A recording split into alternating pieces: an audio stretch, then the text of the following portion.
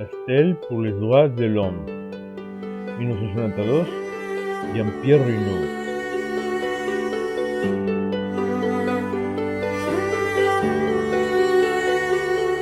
Estelle pour les droits de l'homme, Estela pels drets de l'home, escultura situada als Jardins de Joan Maragall, Montjuïc, obra de Jean-Pierre Reynaud, inaugurada el 1992. Estelle por los droits de l'homme, Estela por los derechos del hombre, escultura situada en los Jardins de Joan Maragall, Montjuïc, obra de Jean-Pierre Reynaud, inaugurada en 1992.